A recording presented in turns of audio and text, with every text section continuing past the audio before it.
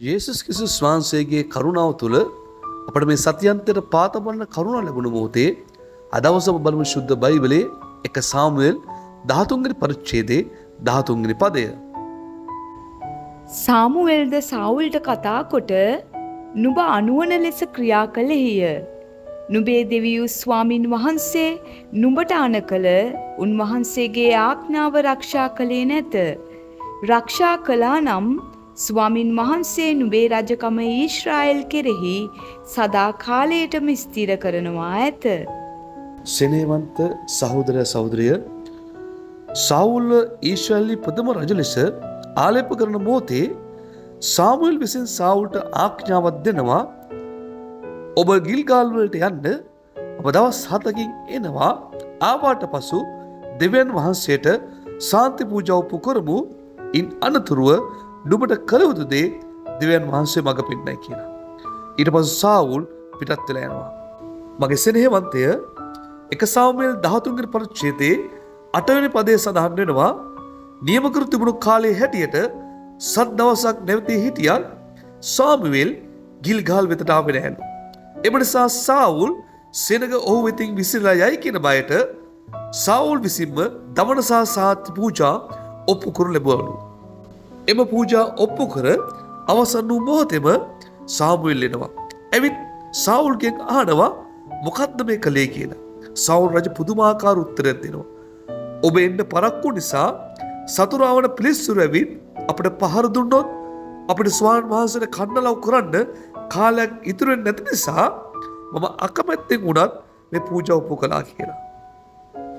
සෙනෙහවන්තය, ඔබ දන්නවද සාවුල් රජ දෙවියන් වහන්සේගේ ආඥාව රක්ෂා නොකළ නිසා ඔහු ඉක්මන් වී ඔහු නොකළ යුතු දේ කිරීමේ රජකම පවා ස්ථිර නැති තත්ත්වයටපත් වුණා. මොහොතක් සමන් දෙන්න.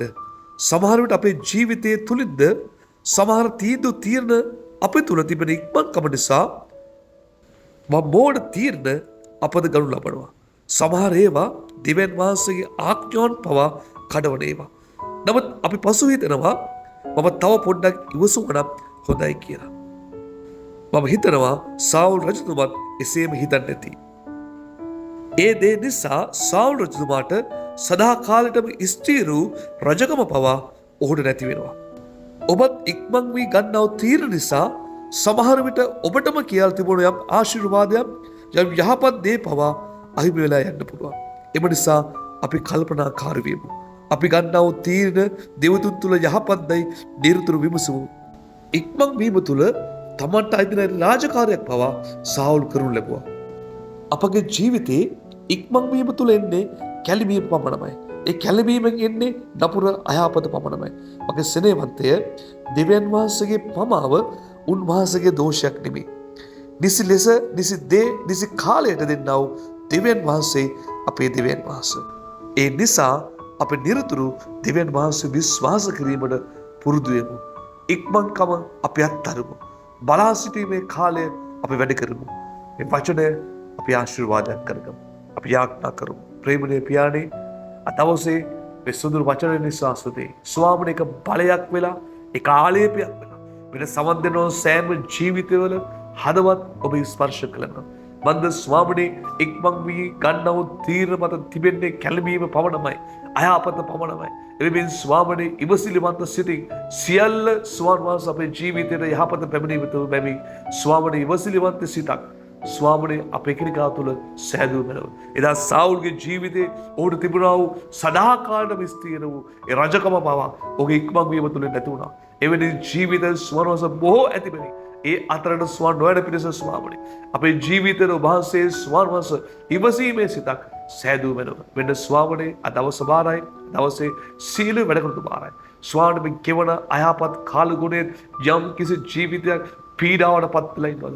අනේ ස්වාමීන් ඔබ ධෛර්යමත් කරන්න, ඔබ ශක්තිමත් කරන්න, ඒ සෑම ජීවිතයක් ඔබ රැකවල් කරලා ඔබ උසුලලා ගෙනන්න ස්වාමීන්. වෙන දැන් සියල්ලම ඔබගේ ලේවට බාරයි.